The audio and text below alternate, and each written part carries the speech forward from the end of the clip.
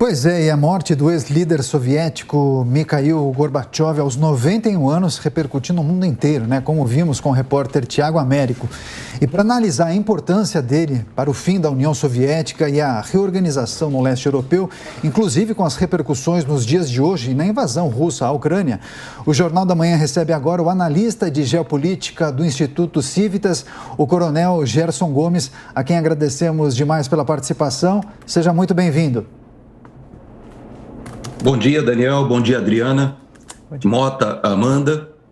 É uma satisfação estar com vocês e com a nossa audiência da Jovem Pan. Perfeito, a satisfação é nossa. Bem, para começar, quando nós falamos de Mikhail Gorbachev, natural nós destacarmos o fim da Guerra Fria, as políticas da perestroika, glasnost, também o final da União Soviética. E ele foi uma figura muito importante, vencedor de prêmio Nobel.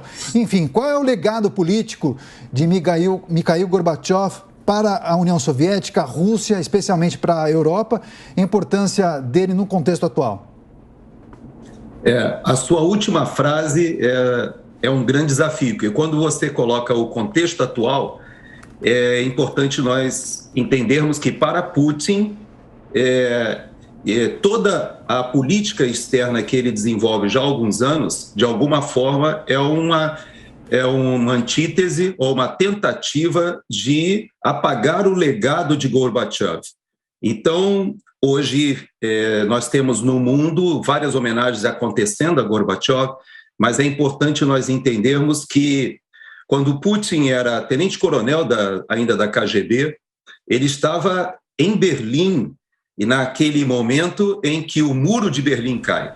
E a frustração que ele leva daquele primeiro momento e toda a experiência política depois dele nos primeiros anos do Gorbachev o marcaram indelevelmente. E isso teve reflexos em toda a sua vida política e, de certa forma, quando nós olhamos o contexto hoje, a conjuntura internacional, nós percebemos que há uma tensão entre o legado de Gorbachev e as políticas externas de Putin. Perfeito. Agora a pergunta é de Amanda Klein. Coronel, bom dia. Muito interessante isso que o senhor colocou, porque era justamente a pergunta que eu ia fazer. De que forma o Putin tenta reconstruir aquela velha União Soviética que foi justamente o desmantelamento que Gorbachev liderou na década de 80 até o início da década de 90. Essa antítese, essa oposição, esse antagonismo é muito interessante, até quando a gente vê pela história que o Gorbachev apoiou a primeira eleição de Putin, mas depois, a partir de 2006, mais ou menos, tenta ser algum tipo de opositor ali, de adversário, porque viu o autoritarismo crescente do Putin.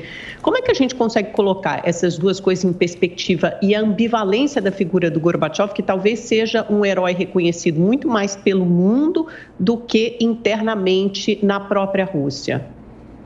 Você colocou muito bem, Amanda. O Gorbachev, para o Ocidente e para o restante do mundo, foi um vencedor, um ganhador do Prêmio Nobel, teve toda uma atividade, mesmo depois que deixa o comando da União Soviética, de muitos anos na política internacional, várias vezes aqui nos Estados Unidos, por diversas vezes dando palestras e participando de movimentos na Europa.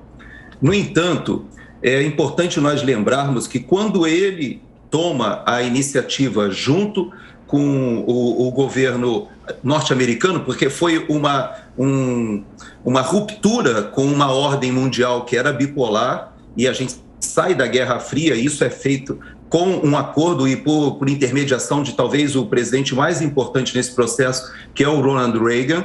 Então, o Ronald Reagan estava no segundo mandato dele, quando ele articula e faz aquele famoso discurso ali no Muro de Berlim, em que ele concita Gorbachev a derrubar o muro. E isso é no final de 87, o vice-presidente dele, o George Bush, o pai, assume. E quando nós observamos o Muro de Berlim caindo em 89, já havia toda uma política interna sendo conduzida pelo Gorbachev em direção ao que, como já foi mencionado, a glasnost, que é uma forma de distensionar o ambiente político interno, a própria censura muito forte, e também uma reestruturação do país no campo econômico. Esse período, nós observamos que na Rússia, ou internamente na União Soviética, havia grande tensão, porque as diversas repúblicas foram declarando as suas independências. Então, todos esses países do leste europeu que hoje nós conhecemos como soberanos, autônomos e independentes, Polônia, Hungria, hoje a República Tcheca, mas na época ainda em 2 países, e todo esse leste europeu começa a fazer o processo de independência, e isso gera enormes tensões e problemas econômicos, e Gorbachev, na realidade, ele deixa o comando da União Soviética com um tratado e assina esse processo de independência da Bielorrússia e da Ucrânia. Essa é a conexão com o momento atual, porque quando ele toma essa decisão, na realidade, ele está assinando o fim da União das Repúblicas Socialistas Soviéticas, realmente, e nesse momento sobe ou ascende Yeltsin, que naquele momento, inclusive, se antepõe a um golpe militar que tentava ainda resistir a esse debacle, nessa desestruturação da União Soviética, e Yeltsin ascende, e logo depois nós vamos observar a ascensão de Putin. De Putin até os nossos dias, o que nós observamos é uma Rússia cada vez mais ressentida do avanço da OTAN, e Putin hoje tem uma política externa, sim, de contraponto, de discussão interna, inclusive, na Rússia, sobre esse legado do Gorbachev. Então, existe essa dicotomia, a nossa perspectiva ocidental com a perspectiva russa do que foi esse processo, né, de desmantelamento da União Soviética. Roberto Mota. Bom dia, coronel. Foi interessante a gente ver há pouco tempo agora um vídeo do Biden elogiando o Gorbachev, porque as 2 principais políticas do Gorbachev, de Glasnost, a abertura, que aumentou a liberdade de expressão e a liberdade de imprensa, e a perestroika descentralizou as decisões na União Soviética. E hoje parece que o Ocidente está indo na direção contrária, né? O Ocidente está retomando a censura, agora com o nome fofo de combate à desinformação, combate às fake news, e está implantando políticas autoritárias. A gente viu, por exemplo, estados como o Canadá, Nova Zelândia, Austrália, implantando medidas draconianas de fecha tudo na pandemia.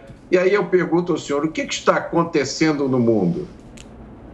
Essa é uma provocação interessante, Mota, porque neste exato momento nós não temos muita diferença dos meios, né, que são utilizados para controle da mídia ou controle da opinião pública, mesmo no Ocidente, como na própria Rússia ou mesmo na China. Há uma convergência preocupante na minha visão, sendo que no Ocidente se utiliza ferramentas um pouco mais sutis de controle das mídias sociais, utilizando as plataformas de mídias sociais. Há uma instrumentalização também do Poder Judiciário, da mesma forma como acontece no Brasil, que há essa discussão no momento do que seria o papel da Justiça nesse controle de mídias sociais ou de desinformação. Essa mesma discussão acontece em todo o mundo, particularmente aqui nos Estados Unidos. Nesse momento, nós temos uma tensão entre a perspectiva do Partido Democrata e do Partido Republicano a respeito de ações da Justiça, como a recente busca e apreensão que foi feita na casa do ex-presidente Trump. E esse debate está acontecendo exatamente nesse momento, enquanto no Brasil também discutimos até onde vai o papel da Justiça Eleitoral, o que seria esse controle da mídia social para a preservação da democracia. Então, é interessante que essa discussão ela emerge da pandemia, como você bem falou, tanto na Austrália, Nova Zelândia, Canadá, países que a gente jamais imaginaria vendo medidas tão duras, né, contra a opinião pública, controle de informação. E, ao mesmo tempo, isso ocorre hoje na Rússia.